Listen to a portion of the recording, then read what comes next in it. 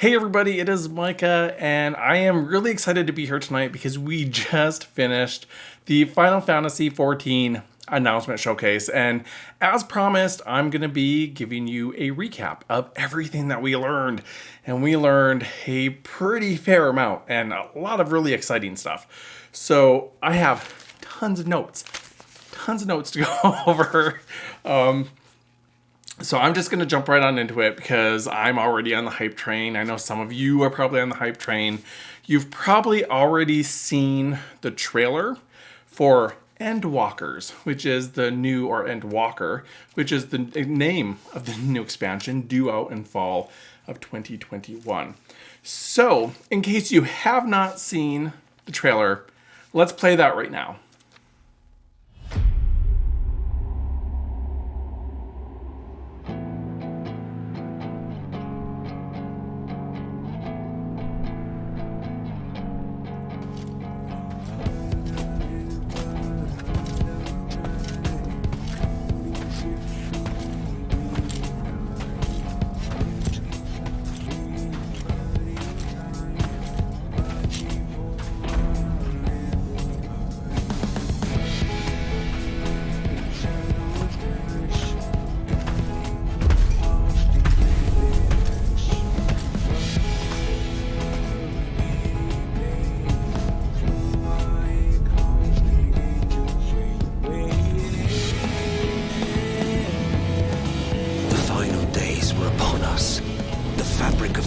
Had begun to fray, its lands rent by tooth and claw.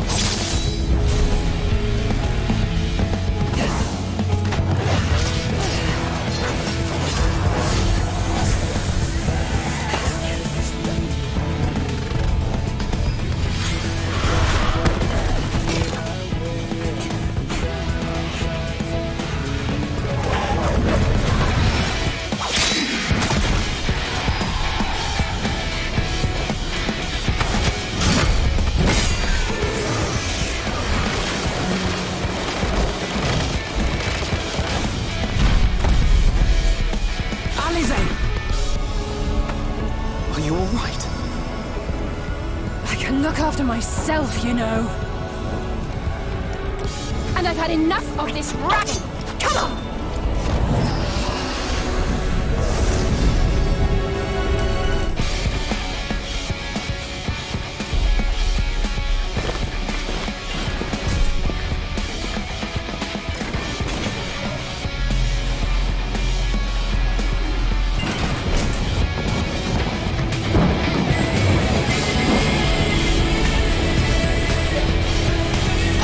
The far edge of fate.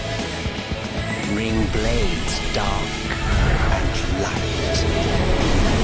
Tolling the coming of the end.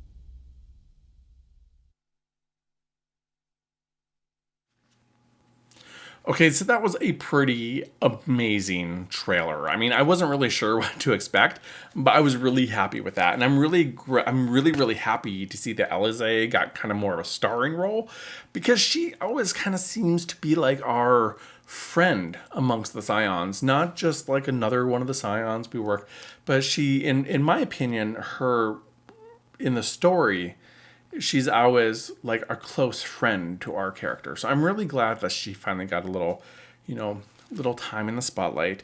Then we also have Elfno as the new job, the Sage, which I'll be talking about here in a moment. And we got to see the Warrior Light as a paladin. We also got to see him on the moon, which was amazing to me because it just made me think of Final Fantasy IV. And Final Fantasy IV and 6, all-time favorite Final Fantasies, with Final Fantasy X being right up there along with it. So seeing the whole like moon reference kind of made me get that little hopes that we're going to be seeing like Rubicant and like the generals, and yeah, so it just kind of made me a little happy to see that. Anyway, so the presentation was brought to us by Yoshi P and Koji Fox, who I want to have beers with because he seems amazing. Yoshi P came out in a shirt that said no comment. Now, if you haven't been around for a while, Yoshi P always wears shirts in these presentations that drop hints at something, like usually new jobs, but also he did one once to drop a hint toward the Viera, so the new races. So his shirts always have some sort of meaning. So this saying no comment, I wasn't sure if this is literally no comment or if it had some sort of meaning. I couldn't figure it out whether it did or not. So anyway, they also talked a lot in the beginning about the version 1 of Final Fantasy XIV, the version that ran between 2010 and 2013. For those of us who are Legacy members, will know was a very strange time, but we all remember with a really like a lot of love, basically. So they did a lot of callbacks to that because they're talking about a full circle coming back. Get into that here in a moment. So the first thing they really went into was the new jobs. That's what they dived right on into. And the 2 new jobs we're getting are the Sage as a healer, and another one that they decided that they weren't going to announce. They said that they're going to save that for the next Fan Fest, which will be in May. More on that here in a bit too. So all we know about that second job is it's going to be a melee DPS. But before I really get into any of that, let's roll that Sage trailer that we got during the presentation.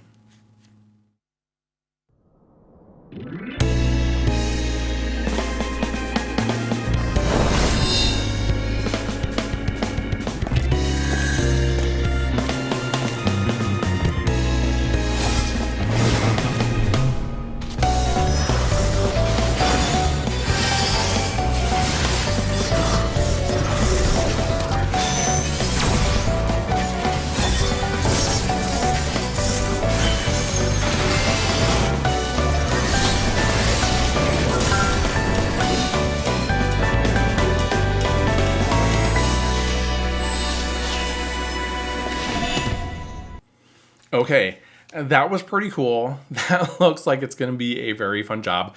Very flashy. Definitely one I'm going to be leveling up. So what do we know about it? So it's a Sage, as I said, and the weapons it uses, those are called Newliths.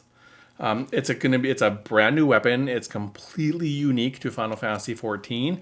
It doesn't look like it's based on any historical weapon or anything that we've seen.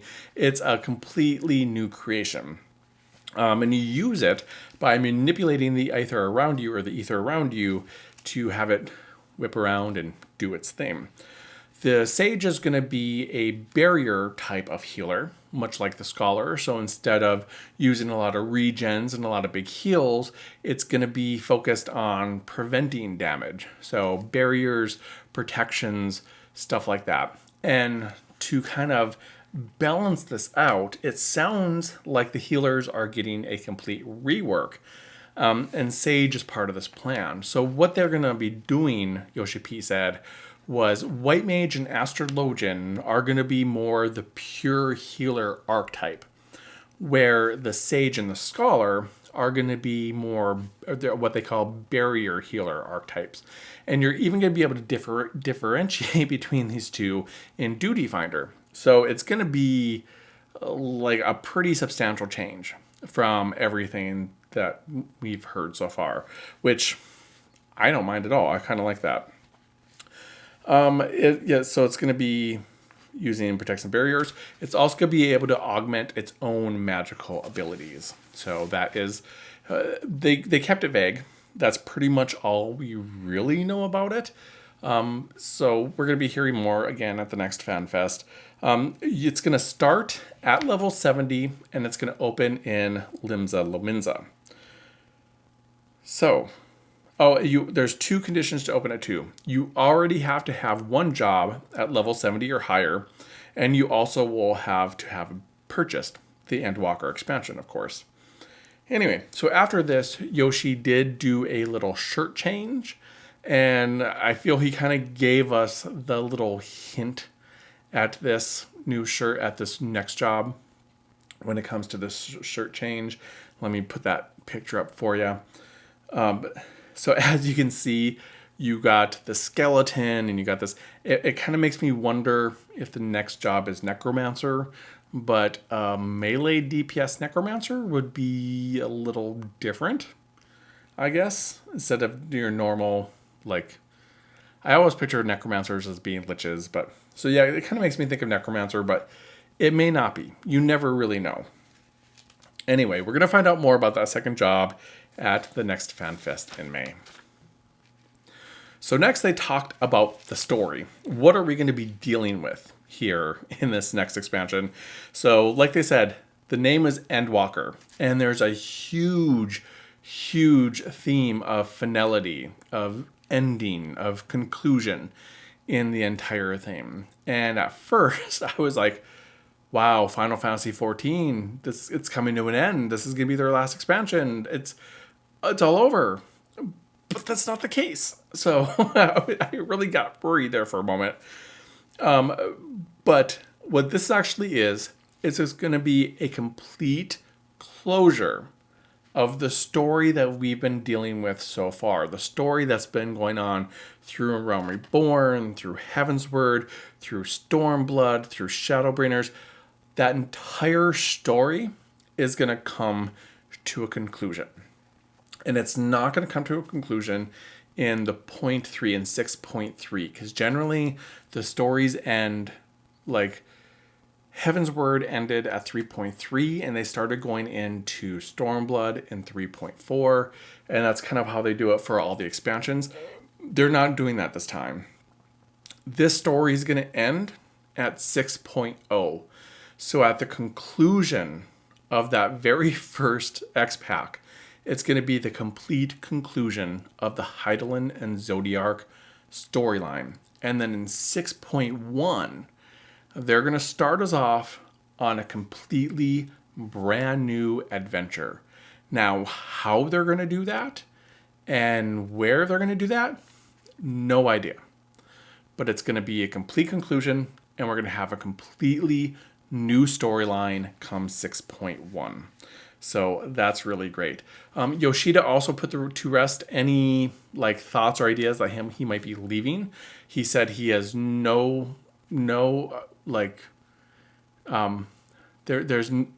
not going to give up his job as director producer, because everybody kind of thought he was going to be moving on at the conclusion of the storyline. But he assured us that that's not the case. He's going to be with Final Fantasy XIV for a very, very long time. And Final Fantasy XIV is going to be online for a very, very long time. So, you know, they made a few points of saying, you know, another 10 years. So, never know what's going to happen. So what do we know about the story? Well, other than everything's going to come to a conclusion, he said that, of course, we're going to be going to the moon, like we saw in the trailer. And there's going to be a very complex story, and it's going to be very full of surprises. He did say that all our friends from all the past expansions are all going to make an appearance at some point. They're trying to bring back all those NPCs that we've gotten to know in one way or another, so we kind of have a little reunion with them. We're going to find out the answers to a lot of questions we have, like what brought about the final days, what became of Hydaelyn and Zodiark, what is the fate of the Garlean Empire, what is the exact aim of Xenos and Fandaniel, and what exactly is on the moon, because the moon has been alluded to quite often throughout the entire story. So we're going to find all that information out, and yeah, they're just wrapping everything up. They said they're going to try to answer as many questions as they possibly could. I'm assuming that's going to be a lot of the side quests and everything as well. They did say that Fandaniel is not the last boss. So that's good to know. But he does have a very big and complex secret.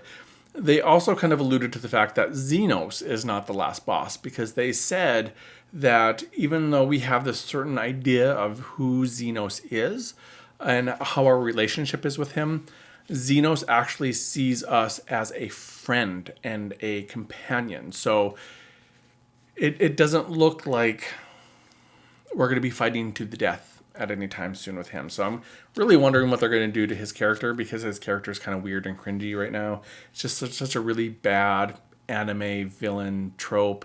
He has one of those really punchable faces. You just really want to punch him. Anyway, so that is all we really know of the story. So let's move on. Next, they covered the features that we're going to have in 6.0. So, of course, we know our level cap is going to raise to 90. I mean, sure, everybody kind of figured that was coming. We're going to have new locations that are going to be on the same scale as previous expansions. One of the places we're definitely going to go to, or two of the places we're definitely going to go to, are Thavnir and Garlemald. So those are two places that they did reveal. They didn't want to reveal anything more because they said if they do reveal a lot more, then it'd get into spoilery territory. But there are two large cities. One, the smaller of the two cities, is Razatans. And if you've been playing, you've heard that before.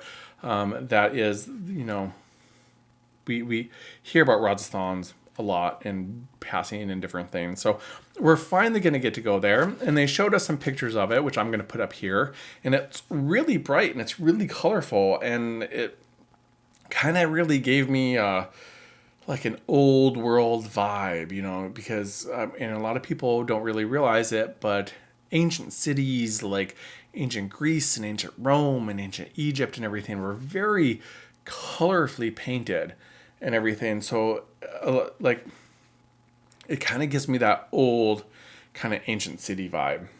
Anyway, so Razatan is going to be the smaller of the two cities. The larger city, they didn't tell us what was going to be because they said, of course, that was going to be spoilery. And they also did say that there's going to be new beast tribes, of course. I'm assuming 3 because that's generally what we've been getting.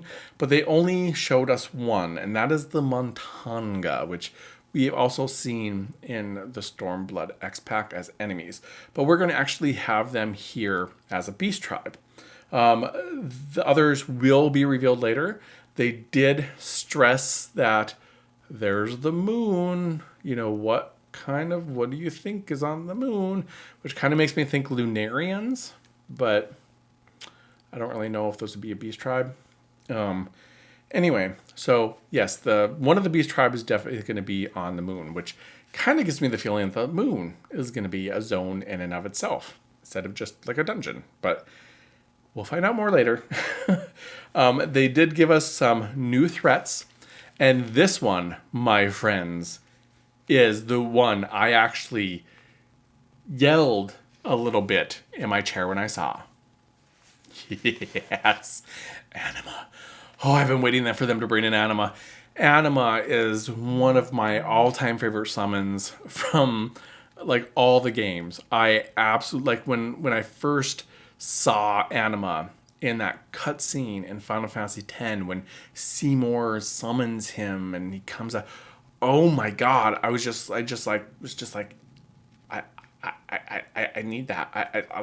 Yeah, Anima, all-time favorite. I've been trying to find an Anima statue somewhere for my stuff here, but I haven't been able to find one within a reasonable price. Anyway, so we're getting Anima. I'm gonna stop, otherwise I'll be gushing over Anima for a while. He did say that we're going to have a wide variety of dungeons, and they gave us a few pictures of various dungeons, which I'm showing right now. He said that the dungeons are going to range from a wide variety of motifs. We're going to have dungeons that are high fantasy, that are very techy, and also dungeons that are very modern in appearance. So there's not going to be kind of like one overall theme. The dungeons are going to be wide and are going to be varied. There is a new high-end raid, the 8-man raid, and this one's called Pandemonium. But they wouldn't give us any details on it. I'm sure this is one of those ways that they're going to wrap up one of those storylines. My guess is this is how we're going to find out about the end days and whatnot, but who knows? And anyway, it's a completely original story. It sounds like it's a little separated from the main scenario of this new thing, but yeah, so Pandemonium is the new 8-man. And then we're going to get the new 24-man Alliance raid. And this made me incredibly happy because it's not a crossover. It's not another near sort of thing, which I felt was really horrible. I thought the near raid was really bad because it just felt like it was so wedged in there. So this was really made me happy. It's a completely unique creation, and it's supposed to fit in the world very, very well. No crossover, a completely original story. And they said it's going to be filled with very mysterious lore, and they're very proud of it. So, but that's all they gave us, information they gave us on it right now. They said that the rest of the information on it will be revealed during the the May FanFest, Digital FanFest. Getting my words mixed up because I'm still kind of on that high. Anyway, let's move on. We are getting a new PvP mode. They didn't really go too much into it, but they said that they're going to, kind of remove role restrictions. They're going to make it easier for people to get into it. And they're also coming up with a new reward system, which they said there's still going to be gear and stuff like that in there, but they're coming up with a whole new reward system. So what that is, I don't know, because rewards right now are basically gear, minions, orchestrations, and mounts. So coming up with a completely new reward system, don't know what they're talking about with that, but I'm really excited to see it. I don't PvP that much because I'm not a PvP person, but I have dipped my toes in there just to, get some of those rewards because some of that stuff looks really good. So we'll see what happens. This may make me PvP a little bit more. They are going to be doing some new side quests. They're going to have more role quests, more crafter and gather quests. So the role quests are going to be similar to what we got in Shadowbringers, where instead of having just quests for each individual job, we're going to have quests for roles. But instead of having 4 roles, which was the tank, the healer, the ranged DPS, and the mage DPS, they are also adding melee quests. So there's going to be 5 different role quests. And then the crafters and gatherers are going to have something similar to the crystalline mean, which from Shadowbringers. So this is actually not a bad thing. I kind of enjoy this. So yeah, we'll see how this goes. We are getting a trust system update. We are getting a new trust in the form of Estinian, who everybody wanted to be one of our trusts. So they're adding Estinian in for us. They're also going to add some new characters later on and make more adjustments to what kind of activities we can do with our trusts. They said that they really haven't finalized a lot of the information, so they didn't want to give a lot of it out. But they will be giving out more information on the trusted system. They said in live letters, so don't expect it too much at the Fan Fest. Expect it at those live letters that Yoshi P gives. We are also getting a Gold Saucer update, some sort of big new content. Now they wouldn't tell us what it is. This is another thing that they're saving, but they did say that there's going to be a very large new sort of content coming. Everybody automatically jumped to Blitzball. Yoshi P has in the past said he would love to add Blitzball, so fingers crossed, you never know. But anyway, new content coming to the Gold Saucer. We're also getting an island sanctuary, so this excites me. I'm not sure exactly what this is going to all entail. All that we know is that we're pretty much getting our own little island. We're going to be able to raise animals. We're going to be able to raise crops. I'm not sure if we're going to have like a house building system or if it's just going to have a house there or if we're going to be able to do anything with furnishings. It'd be really smart if they gave us that option and kind of gave us this as an instanced housing sort of option. I would be absolutely all over that. So we're also going to be able to let our minions roam around, which is very cool. That's something that we've been wanting to do for a long time. So hopefully this is their solution to the housing crisis. Going to try to turn that quietly. Sorry if it was loud. But yes, so they're going to be adding this new system. And more information, of course, is going to be coming out about that later. They did say the Ishgardian housing is going to open, but they're not going to open that up till 6.1. They said they're going to have the same number of wards in Ishgard as they do in every other housing district, as well as apartments. Now, the housing district we're getting is not the firmament. It's not the area that we just rebuilt through all of the 5.x series. This is going to be a brand new little map. But they said if you've seen the firmament, you pretty much know what the new housing area is going to look like. So there you go. So don't just go to the firmament and stake out like, I want this place, because it's not going to be the same. Now, there was something really big to go over, and that was battle adjustments. This is something that we kind of saw coming. So, and something that WoW just did actually too. And what they're doing is they're going to be downscaling values. So we're not going to have a complete level smush like WoW did, but we are going to have a downscale in values. And Yoshi P said that, gave us the reason they're doing this. He said, we know that it feels really good to do these huge numbers when it comes to battle, but that causes a lot of problems, both for the players and for the developers. He said that some of these numbers, how did he put it?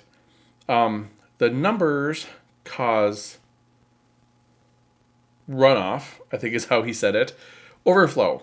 And that overflow causes bugs to develop in the system. And he said that they, can patch them, but they're already becoming very, very problemsome. And they've been able to handle them with some emergency patches, but they're just going to have to just do a complete overhaul when it comes to the values. So he said that, it's not going to affect battle in any way. Battle is going to be the same. It's just that the numbers are going to be smaller. So instead of hitting for, I think my dancer can hit for well over 100,000, it's going to be, I believe they said 1/5 of that now. So if you were normally hitting for 100,000, you're only going to be hitting for 20,000. And that is that's going to help them prevent bugs from coming into the system. They said it's also going to help players because when it comes to the floating text, we're not going to see the number 2 million appear. It's just going to be 20,000 or something. So it's going to be everything. And then there's also the problem with the scaling right now is the tank enmity is at its cap. And when it goes over the cap, the enmity goes back down to 0, which could cause tanks to completely lose all hate. And just, so yeah, lots of problems. So they're just downscaling all the numbers. It's not going to affect our power. It's not going to affect anything. It's just going to affect the actual numbers that we do. So don't worry about it too much. He kind of proved this point by saying, in 5.5, the most powerful boss has 440 million hit points. The numbers are getting so large like that that's why they want to crush them down a little bit. So totally makes sense. Totally understand why they're going to do that. So the numbers you do are going to be just a little lower, which is completely fine. But when you're leveling up, you're still going to kind of feel like you're becoming more and more powerful. Anyway, that also means that HP is going to be reduced across the board. So enemies will have less HP, we'll as players have less HP, and that also affects experience. So the amount of experience that you need to level up is going to be less, and the amount of experience that you earn from killing enemies and from, completing dungeons and everything, that's all going to be reduced too. However, it's still going to be, it's not going to take you longer or anything like that to gain a level. It's just simply a numbers thing. So it's not going to be anything. We're not getting weaker. The numbers are just changing. Other battle system adjustments is they are completely removing belts from the game. They said belts are the least popular amount of equipment. Players complain about belts. They complain about having to get belts and belts being in loot pools and stuff like that. So they're just going to completely get rid of belts. What they're going to do is, as soon as 6.0 hits, you're not going to be able to equip a belt whatsoever. And if you were wearing a belt when the servers go offline to update to 6.0, that belt you were wearing will be in the Calamity Salvager. So you're able to claim that belt back from them for if you want to keep it for whatever reason. And same with all the belts that are on your retainers. They're all going to go to the Calamity Salvager. He did say, though, that if you have materia on that belt, you need to take that materia off if you want to have it off. You need to take it off before 6.0, because otherwise you will lose that materia. So, since they're removing belts, what they're doing, and they're freeing up space in the armory, they're going to give us 15 more slots in our main weapon, and they're going to give us 15 more slots to our rings. So we're going to have more inventory. We're going to have close to the same amount of inventory space, but we're going to have more inventory in the two places we really, really need it, which is really fantastic. They are also introducing Datacenter Travel, so we're going to be able to travel between data centers. They said that they looked at the impact that the world travel had, and it didn't really change economies or anything like that. So they decided, hey, we'll just figure out a way to people to go across data centers. So now, if you're on Primal and you want to come visit me on Aether, you're more than welcome to. You can come to my house and sit down, and we can hang out, and we can chat all you want. I'm always up for that. I like that. Anyway, so data center travel is going to happen as well. And then the Square Enix CEO came out, and they did this little, obviously staged back and forth. You know how game companies always do that for some reason. I mean, bring out your CEOs. I don't care if you bring out your CEOs, but this little staged back and forth is just so cheesy.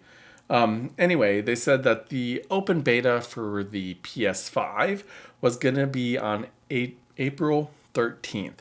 And if you own the PS4 version, you are going to be able to sign up for the beta test for PS5 and then just transition directly into the PS5 version, and you're not going to have to pay any additional cost.